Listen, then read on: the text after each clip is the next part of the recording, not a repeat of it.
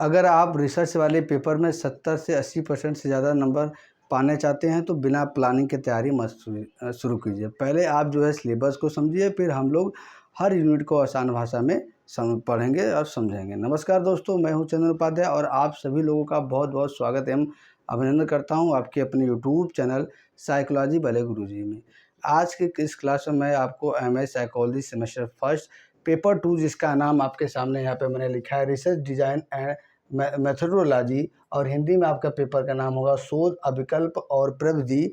इस पेपर का जो सिलेबस है उसको कंप्लीट मैं हिंदी में बताने वाला हूँ। साथ ही साथ मैं आपको ये भी बताऊंगा कि इस पेपर में इम्पॉर्टेंट टॉपिक कौन कौन से जो जिससे एग्ज़ाम में अक्सर क्वेश्चन देखने को आपको मिलते हैं, और साथ ही साथ वीडियो के लास्ट में आपको ये बताऊंगा कि इस पेपर की तैयारी आप कैसे करें कि आपको क्या है अच्छे नंबर के साथ इस पेपर में जो आप पास हो जाए। क्योंकि रिसर्च वाला पेपर में साथ ये क्या होता है कि ये रिसर्च वाला पेपर क्या है, कई बच्चों को बहुत कठिन लगता है, लेकिन मैं जो है रिसर्च वाले पेपर को आपको इस तरीके से आसान भाषा में कंप्लीट रूप से हिंदी और एग्जाम्पल के साथ पढ़ाने वाला हूँ कि आप जो है अच्छे से आपको ये कंठस्थ भी हो जाएगा, समझ में भी आ जाएगा, और जब आप अपने एग्ज़ाम में बैठेंगे तो आप जो है अच्छे से एग्ज़ाम आपका जाएगा और अच्छे नंबरों के साथ आप जो है सॉल्व करेगा। मैं जब भी कोई पेपर स्टार्ट करता हूँ सबसे पहले उसका सिलेबस बताता हूँ, क्योंकि सिलेबस वह रोड मैप होता है जिसके सहारे आपको ये पता लगता है कि इस पेपर में हमको क्या है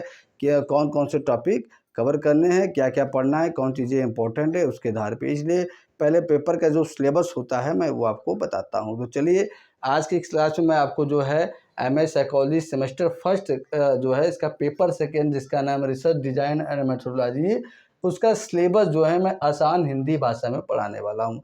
आपका सिलेबस आपकी वेबसाइट पे जो है ये इंग्लिश में दिया हुआ है, तो इंग्लिश वाले बच्चे वहाँ से वो अपना सिलेबस दे सकते हैं, लेकिन मेरे चैनल पे क्या है हिंदी वाले बच्चों की संख्या ज़्यादा है, इसलिए मैं सिलेबस को हिंदी और इंग्लिश दोनों में यहाँ पे मैं आपको बताने वाला हूँ। और ये क्या है, नया बैच है 2026 का, तो जो बच्चे एमएस सेमेस्टर फर्स्ट में क्या है जिन्होंने एडमिशन लिया है या एडमिशन लेने की सोच रहे हैं, वो सभी बच्चे अभी से सब्सक्राइब कर लीजिए, क्योंकि इस चैनल पे आपको पता है कि पीजी हो चाहे यूजी हो चाहे पीजीटी साइकोलॉजी हो चाहे नेट साइकोलॉजी, सबकी तैयारी कराई जाती है। देखिए ये जो आपका पेपर है वो क्या है 4 यूनिट में डिवाइडेड है, और 4 यूनिट में क्या क्या हमको पढ़ना है हम चलिए बात करते हैं। सबसे पहले हम समझते हैं यूनिट फर्स्ट में क्या पढ़ना है। यूनिट फर्स्ट मेनली क्या है, आपको शोध का क्या है बेसिक नॉलेज देता है, आधारभूत यानी कि फाउंडेशन नॉलेज आपको देता है। तो सबसे पहले आप इसमें पढ़ेंगे नेचर ऑफ रिसर्च, यानी कि शोध का अर्थ एवं प्रकृति क्या होता है। फिर उसके बाद फैक्ट एंड थियरी क्या होता है, यानी कि तथ्य एवं सिद्धांत से क्या तात्पर्य है।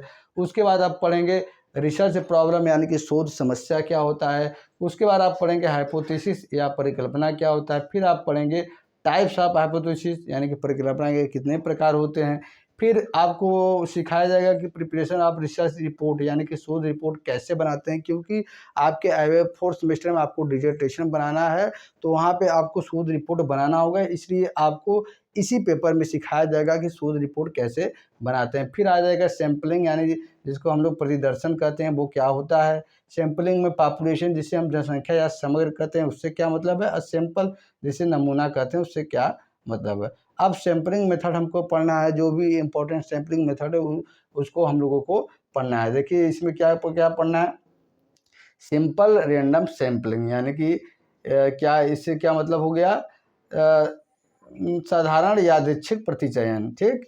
फिर उसके बाद हम लोग को पढ़ना है स्ट्रेटिफाइड रैंडम सैम्पलिंग, यानी कि आश्रित यादृच्छिक प्रतिचयन। फिर उसके बाद हम लोग को पढ़ना है पर्पसिव सैम्पलिंग, यानी कि उद्देश्यपूर्ण प्रतिचयन। फिर उसके बाद हम लोग को पढ़ना है क्लस्टर सैम्पलिंग, यानी कि गुच्छन प्रतिदर्शन क्या होता है।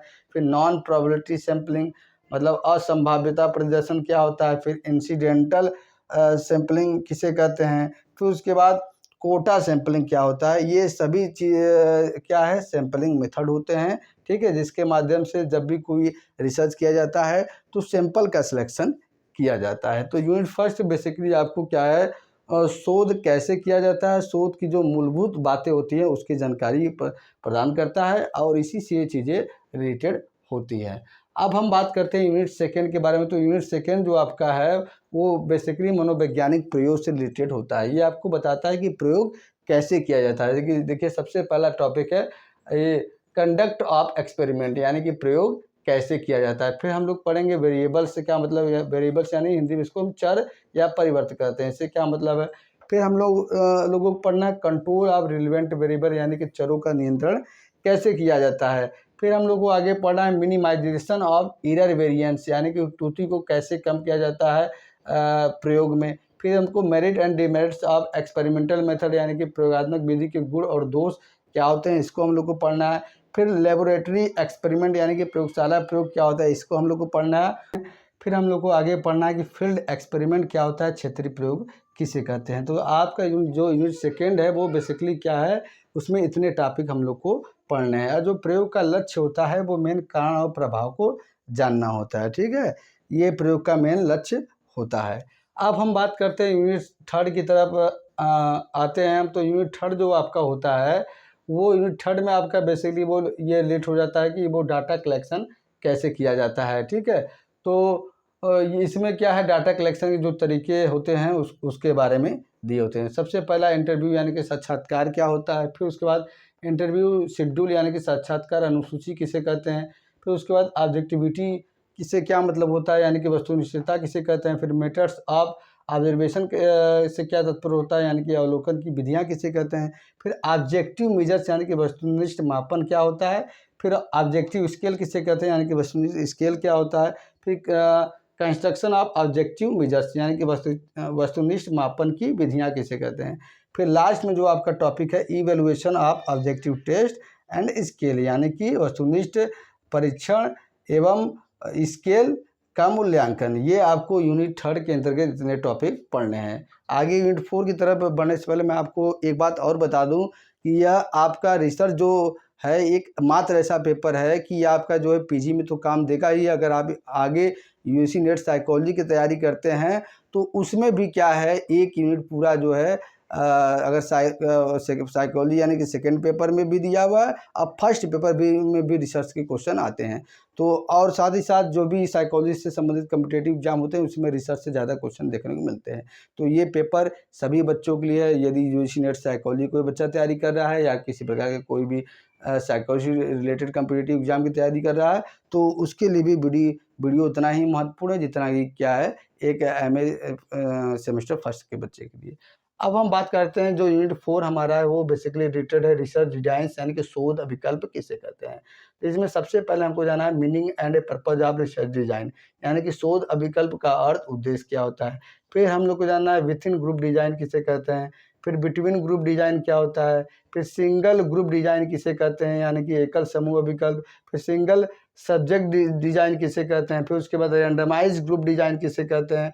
मैच्ड ग्रुप डिजाइन यानी कि सुमेलित समूह विकल्प किसे कहते हैं। लैटिन स्क्वायर डिजाइन किसे कहते हैं। फैक्टोरियल डिजाइन यानी कि कार्यकीय विकल्प क्या होता है। फिर रिपीटेड डिजाइन किसे कहते हैं। फिर नॉन एक्सपेरिमेंटल डिजाइन क्या होता है। अप्रयोगात्मक विकल्प किसे कहते हैं। फिर क्वासी एक्सपेरिमेंटल डिजाइन यानी कि अर्ध प्रयोगात्मक विकल्प किसे कहते हैं। वन ग्रुप डिजाइन यानी कि एक समूह विकल्प किसे कहते हैं। फिर non equivalent control group design क्या होता है। फिर इंटरप्टेड टाइम सीरीज डिजाइन क्या होता है। फिर लास्ट में हम लोग को पढ़ना है मल्टीपल टाइम सीरीज डिजाइन किसे कहते हैं। तो इस तरह से आपने देखा ना कि जो यूनिट 4 है वो क्या है, बेसिकली रिसर्च डिजाइन से संबंधित होता है। और ये क्या है, शोध कैसे किया जाता है उसके विभिन्न प्रकार के जो डिजाइन होते हैं विकल्प होते हैं उनका पूरा अभी यहाँ पे दे दिया है। और ये इम्पोर्टेंट भी बहुत ज़्यादा आपके लिए होने वाला है। तो इस तरह से चारों यूनिट में जो सिलेबस है मैंने आपको बता दिया। अब आइए जो मैंने आपको वीडियो के शुरू में बताया था कि कौन कौन से टॉपिक इंपॉर्टेंट है जिससे एग्जाम में ज़्यादा क्वेश्चन पूछे जाते हैं। हालांकि आपको तैयारी तो पूरी करनी है लेकिन फिर भी जो टॉपिक इंपॉर्टेंट होते हैं उसको आदमी जो है एकदम अच्छे से करता है। तो देखिए एग्जाम में सबसे महत्वपूर्ण जो टॉपिक है नेचर ऑफ रिसर्च यानी कि शोध की प्रकृति। हाइपोथेसिस यानी कि उपकल्पना। टाइप ऑफ रिसर्च यानी कि शोध के प्रकार। सैम्पलिंग मेथड यानी कि परिदर्शन की विधियाँ। वेरिएबल्स यानी कि चर। एक्सपेरिमेंटल मेथड यानी कि प्रयोगात्मक विधि। ऑब्जर्वेशन, फिर इंटरव्यू, फिर रिसर्च डिजाइन और एक्सपेरिमेंटल डिजाइन। इतने जो है महत्वपूर्ण टॉपिक है लेकिन आपको पूरा पेपर पढ़ना है और अच्छे से पढ़ना है। मेरे साथ जुड़े रहिए, इसलिए मैंने आपको कहा कि चैनल सब्सक्राइब करके बेल नोटिफिकेशन जरूर ऑन कर दीजिएगा। अब पूरे पेपर का यदि सार मैं आपको बताऊं तो इस पेपर में फर्स्ट जो है शोध की शुरुआत और उसकी मूल बातों से रिलेटेड है। यूनिट सेकेंड जो है प्रयोग कैसे किए जाते हैं ये आपको सिखाता है। यूनिट थर्ड अवलोकन एवं आंकड़ों का संग्रह क्या होता है ये आपको बताता है। और लास्ट वाला जो यूनिट 4 आपको है शोध करने के जो विभिन्न प्रकार के डिजाइन या विकल्प है उसके बारे में आपको बताया जाता है। तो इस तरह से मैंने आपको जो है MA साइकोलॉजी सेमेस्टर फर्स्ट का जो पेपर 2 है जिसका नाम रिसर्च डिजाइन एंड मेथोडोलॉजी है उसका पूरा पेपर मैंने एक रोड मैप आपको दे दिया। क्या पढ़ना है, कैसे पढ़ना है, कौन से टॉपिक इंपॉर्टेंट है और किस तरीके से तैयारी करना है। तो इसको आप जो है अपने नोटबुक में फर्स्ट वाले पेज पर ज़रूर नोट डाउन कर दीजिएगा। ये एक तरह से आपको जो है डायरेक्शन देता है। अब मैं आता हूँ आज के जो है बोनस पॉइंट पे, जो मैंने बताया था कि आखिरकार किसी भी पेपर की तैयारी आप कैसे करें कि आप अच्छे नंबर के साथ पास हो। सबसे पहले उस पेपर का जो है पहला पॉइंट, सबसे पहले उस पेपर का सिलेबस अच्छे से बारीकी से आपको समझना चाहिए, क्योंकि वो सिलेबस आपको डायरेक्शन देता है, दिशा देता है कि आपको जाना कहाँ है, कितना दूर जाना है, कैसे जाना है। ठीक है, उसके बाद आपको क्या करना है कि सिलेबस के अकॉर्डिंग क्या है आपको नोट्स बनाना चाहिए। ठीक, मेरी वीडियो लेक्चर देखिए, उससे कॉन्सेप्ट क्लियर कीजिए और इससे आप नोट्स भी, मेरा वीडियो लेक्चर ऐसा होगा कि उससे आप नोट्स भी बना सकते हैं। और टेलीग्राम चैनल पे आप विजिट करेंगे मेरे तो आपको नोट्स भी मिल जाएगा। थर्ड पॉइंट है क्या है कि आपको जो है PYQ ज़रूर हल करना चाहिए, क्योंकि PYQ से आपको क्या होता है कि क्वेश्चन पैटर्न पता चल जाता है, किस तरीके से क्वेश्चन किस टॉपिक से आते हैं और कैसे बनते हैं वो आपको पता चल जाता है। और आपको क्या करना है कि जो चौथा पॉइंट है कि आपको क्या है हमेशा रिवीजन करते रहना है, अपने चीज़ों को रिवीजन करते रहना, जो आपने नोट्स बनाया उसको रिवीजन करेंगे। और पांचवा पॉइंट है कि एक शार्ट नोट्स भी आप बना लीजिए जो एग्जाम के ठीक पहले आपके लिए एक संजीवनी बूटी का काम करता है। तो चलिए, आज की क्लास में मैंने आपको विस्तार से बता दिया कि क्या सिलेबस है, कैसे पढ़ना है, कितना पढ़ना है, क्या रोड मैप होगा। अब नेक्स्ट वीडियो में हम लोग मिलेंगे तो आपसे बात करेंगे कि वो नेचर ऑफ रिसर्च यानी कि शोध का अर्थ एवं प्रकृति क्या होता है। तक आप सभी बच्चे जो है स्वस्थ रहें, मस्त रहें, पढ़ते रहें, ज़िंदगी में खूब आगे बढ़ें, सफलता आपके कदम को चूमे। इसी शुभकामना के साथ आप सभी का बहुत बहुत धन्यवाद। जय हिंद, जय भारत।